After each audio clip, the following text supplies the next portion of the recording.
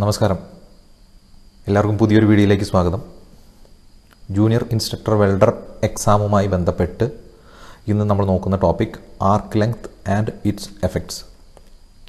ആർക്ക് എന്ന് പറയുന്നത് arc welding പഠിക്കുമ്പോൾ നമ്മൾ കേട്ടിട്ടുള്ളതാണ്. ഇലക്ട്രോഡിൻ്റെയും വർക്ക് സർഫസിൻ്റെയും ഇടയ്ക്കുള്ള എയർ ഗ്യാപ്പിലൂടെ ഇലക്ട്രോൺസ് ജമ്പ് ചെയ്യുമ്പോൾ ഉണ്ടാകുന്നതാണ് ആർക്ക് അല്ലെങ്കിൽ അത്തരത്തിലുള്ള സ്പാർക്ക് എന്നൊക്കെ നമ്മൾ പറയുന്നത്. അപ്പോൾ അത് പലതരത്തിലുണ്ട്. പലതരത്തിലുള്ള ആർക്കിൻ്റെ എഫക്ട്സും എന്തൊക്കെയാണ്, ഇതൊക്കെയാണ് നമ്മൾ ഇന്ന് നോക്കുന്നത്.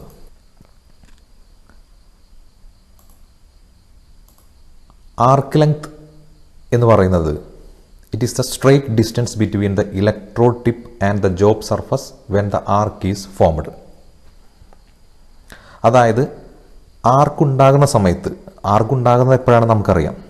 ഇവിടെ നോക്കിക്കഴിഞ്ഞാൽ നമ്മൾ വർക്ക് സർഫസിൻ്റെയും ഇലക്ട്രോഡിൻ്റെയും ഇടയ്ക്ക് നമ്മൾ സപ്ലൈ എല്ലാം ഓണാക്കി ഇത് ടച്ച് ചെയ്ത് വർക്കിൻ്റെയും ഇലക്ട്രോഡിൻ്റെ ഇടയ്ക്ക് ഒരു ഗ്യാപ്പ്, കൃത്യമായ അളവിൽ ഗ്യാപ്പ് വിട്ട് കഴിയുമ്പോൾ അവിടെ ഒരു ആർക്ക് ഉണ്ടാകും എന്ന് നമുക്കറിയാം.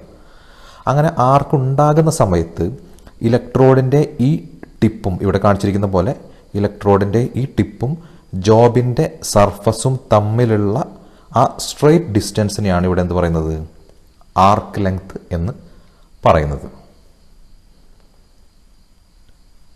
ക്ലിയറായി മനസ്സിലായിട്ടുണ്ടാവും എന്ന് വിചാരിക്കുന്നു. ഇനി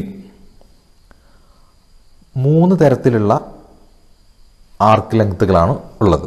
ആർക്ക് ലെങ്ത് എന്താണെന്ന് നമ്മൾ പറഞ്ഞു കഴിഞ്ഞു. ഇത് 3 തരത്തിലാണുള്ളത്.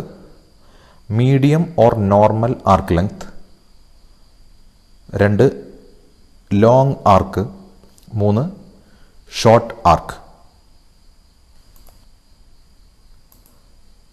ആദ്യത്തേത് മീഡിയം ഓർ നോർമൽ ആർക്ക്. ഇവിടെ ഒരു ഫിഗർ കാണിച്ചിട്ടുണ്ട്. ഇലക്ട്രോഡിൻ്റെ കോർ വയർ, അതിൻ്റെ ഡയമീറ്റർ ഡി എന്ന് പറഞ്ഞ് മാർക്ക് ചെയ്തിട്ടുണ്ട്. ഇലക്ട്രോഡും ഒരു കോട്ടിങ്ങുമാണ് ഇവിടെ കാണിച്ചിട്ടുള്ളത്. ആ ഇലക്ട്രോഡിൻ്റെ കോർ വയറിൻ്റെ ഡയമീറ്റർ ഡി എന്ന് മാർക്ക് ചെയ്തിട്ടുണ്ട്. പിന്നെ നമുക്കറിയാം ഇലക്ട്രോഡ് ടിപ്പും വർക്ക് സർഫസും തമ്മിലുള്ള ഡിസ്റ്റൻസിനെയാണ് നമ്മൾ എന്താ പറയുന്നത്, ആർക്ക് ലെങ്ത് എന്ന് പറയുന്നത്. അവിടെ എൽ എന്ന് മാർക്ക് ചെയ്തിട്ടുണ്ട്. L equal to D. അങ്ങനെ ആകുമ്പോഴാണ് അതിനെന്ത് പറയുന്നത്, മീഡിയം അല്ലെങ്കിൽ നോർമൽ ആർക്ക് എന്ന് പറയുന്നത്. അതായത് ആർക്ക് ലെങ്ത്തും ഇലക്ട്രോഡിൻ്റെ കോർ വയറിൻ്റെ ഡയമീറ്ററും ഈക്വൽ ആയിരിക്കും. അതായത് ഈ ഡിസ്റ്റൻസും ഇലക്ട്രോഡിൻ്റെ കോർ വയറിൻ്റെ ഡയമീറ്ററും ഏതാണ്ട് ഈക്വൽ ആയിരിക്കും. L equal to D. അങ്ങനെയുള്ളതിനെയാണ് എന്ത് പറയുന്നത്, നോർമൽ ആർക്ക് അല്ലെങ്കിൽ മീഡിയം ആർക്ക് എന്ന് പറയുന്നത്. അടുത്തത് ലോങ് ആർക്ക്. ഇവിടെ നേരത്തെ പോലെ നോക്കിക്കഴിഞ്ഞാൽ അതേ ഒരു ഫിഗർ തന്നെയാണ്. ഇലക്ട്രോഡ്, വർക്ക് സർഫസ്, അതിൻ്റെ ഇടയ്ക്കുള്ള ഡിസ്റ്റൻസ് എൽ, അതാണ് ആർക്ക് ലെങ്ത്. പക്ഷേ ലോങ് ആർക്ക് ആകുമ്പോൾ എന്താണ്, ഈ ഡയമീറ്ററിനേക്കാളും കൂടുതലായിരിക്കും ഏത് അളവ്, ആർക്ക് ലെങ്ത്തിൻ്റെ അളവ്. L greater than D. അത് തന്നെയാണ് ഇവിടെ പറഞ്ഞിരിക്കുന്നത്. ഇലക്ട്രോഡിൻ്റെ ടിപ്പും വർക്ക് സർഫസിൻ്റെ ഇടയ്ക്കുള്ള ഡിസ്റ്റൻസും ഡയമീറ്ററിനേക്കാൾ, ഇലക്ട്രോഡിൻ്റെ ഡയമീറ്ററിനേക്കാൾ കൂടുതലായിരിക്കും. L more than D. അങ്ങനെയുള്ളതിനാണ് നമ്മൾ ലോങ് ആർക്ക് എന്ന് പറയുന്നത്. അടുത്തത്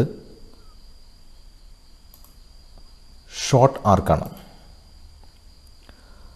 ഇവിടെ ഫിഗറിൽ കാണിച്ചിട്ടുണ്ട് നേരത്തെ പോലെ തന്നെ ഒരു വർക്ക്, ഇലക്ട്രോഡ്, അതിൻ്റെ ഇടയ്ക്കുള്ള ആർക്ക് ലെങ്ത് എൽ.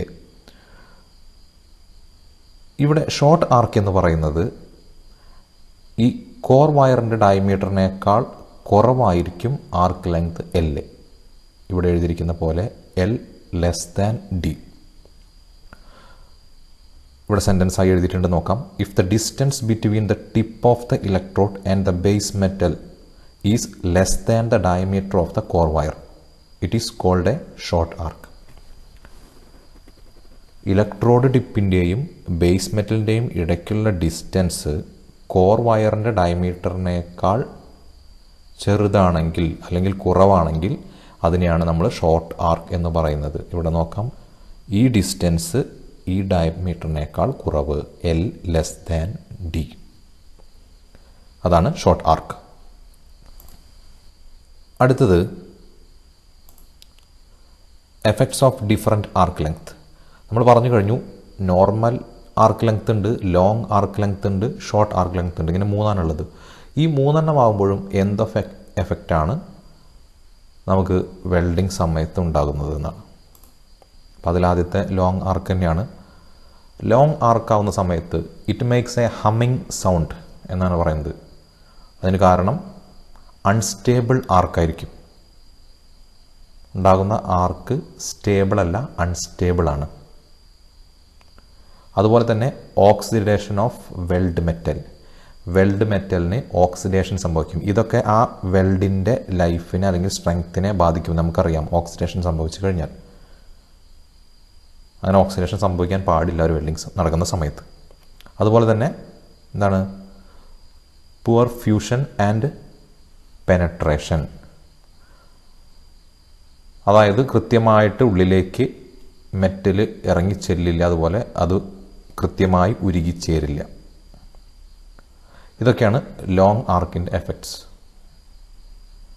ഇത്രയും കാരണങ്ങൾ കൊണ്ട് തന്നെ അവിടെ ഒരു ഹമ്മിങ് സൗണ്ട് കേൾക്കാം.